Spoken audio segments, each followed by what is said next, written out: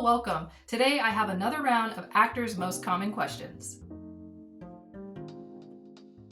Hello, I'm Virginia. I'm an actress and filmmaker in the Los Angeles area, and today I was going to talk about some more questions that actors have, especially beginner actors, that are very common. So, as I said last time, if you have questions of your own, feel free to drop them down in the comments section.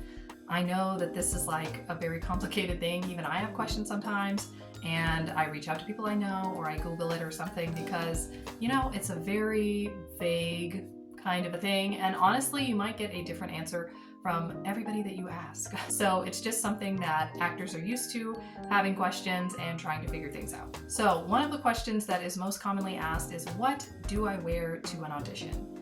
So I would say that pretty much your goal is to sort of match with the character, but not to the extreme. It's supposed to hint at the character, but not be the character. So I've heard this over and over and over again.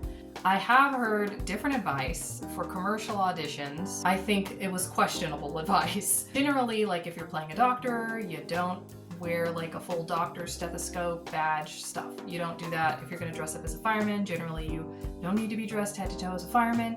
Pretty much anyone you ask will say this. Now, I have heard the opposite argument that for commercials, sometimes they are going to hire for people, the casting director is going to hire for people that are not necessarily filmmakers or, people who work in the film industry. A lot of times they're hiring for companies that are just businesses. And so they don't really know anything about acting or film, and they just need an actor. And so if they see the person in a lab coat as a doctor, they're going to be like, that person's a doctor, so let's go with the person who's a doctor. Even if the person has been told this is an actor, they're not a doctor. So I have heard that advice for some commercial auditions, not the high quality ones though, because people who are hiring for a high quality commercial that they do all the time have an entire department dedicated to marketing, and those people understand the film industry and they understand that the people are actors and they are not looking for a fireman in a fireman's outfit, So I'm not that fond of that advice, but just be aware that that type of advice is out there.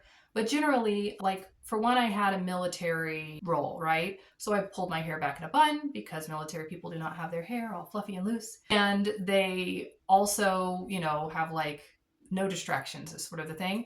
And I put on an army green t-shirt.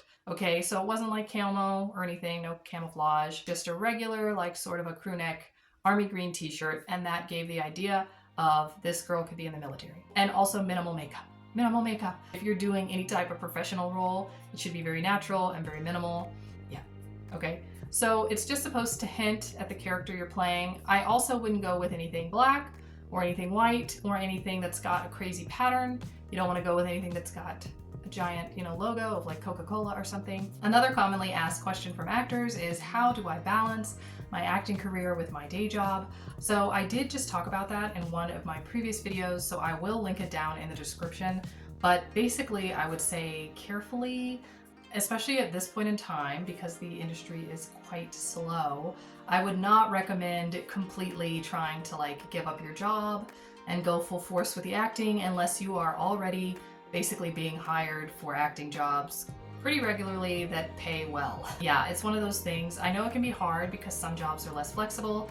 Basically what I recommended in my other video was to slowly start moving yourself to the point where you can be a remote worker if you can, if that's possible. I know it's not possible for everyone. Start slowly trying to figure out how you can work flexibly or work from home, and especially flexibly from home, because I know that there are a lot of remote jobs that are like, oh, we're from home, so it's fine. But then they want people to be on Zoom all day or something. That is not flexible.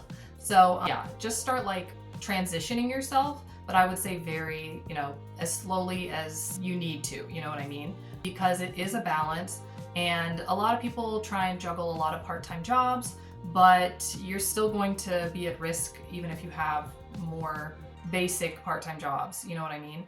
So yeah, just start sort of transitioning, I guess, into more flexible work. But it's going to be probably a long time before this is a paying thing that's anywhere near regular. So I would definitely still keep work as sort of a priority. and more flexible really with your acting work and how you handle that. It can help if you have a very good like studio setup. That way if you need to come home and film a self-tape at night after work, you still can, and you don't feel like you need to wait until, the next day when the sun is up or something like that. Another question that is common is, how do I know when I'm ready to audition for bigger roles? There is no right answer. I would say that you just start auditioning for anything you can. And yeah, you will blow a lot of those auditions. You will not be prepared, but I think that's okay. It's still part of the learning process. If you've been auditioning for things that are 1 or 2 lines and you get an audition and there are like 4 paragraphs that you have to have memorized or something like that, yeah, start studying, I guess. There are going to be some that don't go well. Do not beat yourself up about it. It's just part of the process. Now, if you see, for whatever reason, you've gotten access to something that's like lead in a TV show season after season, haven't done any acting, then I would say probably don't. But honestly, like if it's an open call or something, like they totally expect to see auditions from anyone and everyone. And just because they don't cast you as the lead doesn't mean they won't pin you for something else. So, I mean, just do it all. It's another reason that people recommend that you do theater, because, you might have a lot of lines that you have to learn. And theater, you do that and you perform it live in front of people. So it really helps get you prepared, Now you do have months to practice that, and with a self-tape, you'll have maybe 24 or 48 hours, but it is just part of the process. So I'm gonna say you will not know when you're ready to audition for bigger roles. Just keep auditioning for things, and if they happen to be bigger roles, then go for it. Another thing is, how do I stay creative between jobs? So I would say that there are kind of 2 answers to this. I feel like I can usually practice my skills, and that is stepping away enough for me to feel like I'm taking downtime from acting. So like I've always wanted to learn piano, so if I'm practicing that, I'm not putting the pressure on myself that it needs to be anything in particular, but it does sort of relax me and keep me from feeling like I'm doing acting things, like doing a monologue or, like actually acting in the theater or something like that, which really could be like busy or stressful. Another option is to go ahead and talk to people maybe who aren't involved at all. So I did study film, and when I was studying that, there was a girl who lived in my building who happened to be studying law. So I would talk to her sometimes just when we were coming and going from the building, and I loved talking to her so much because what she was talking about had nothing to do with film. And I don't think I really realized that at first, but it was just such a nice break for my brain to not have to talk about film. And she was talking about what she was going through as a pre-law student. And so, yeah, it was just like a good break for me. So basically, you could either step away entirely and spend time with people who are not constantly reminding you of like, you got to get a job, you got to audition, you got to do this. People who are completely talking about something else. Or you can also try and work on skills that are maybe more at the beginner level. And so that they're not connected to your art career yet, but in the future they may be, or maybe they won't be if you find that you don't enjoy them later. You don't have to put as much pressure on yourself.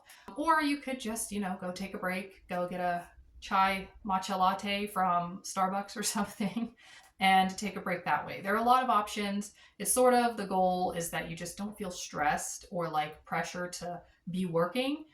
Yeah, I would say that those are generally the best ways to go about it. Another common question is, what advice would you give to someone who is just starting out as an actor? And I would say that my best advice is to take it slow. It is a long trajectory, a slow trajectory. Theoretically, you want this to be a long-term career. You want to do it for the rest of your life. So it is not like something that needs to be rushed.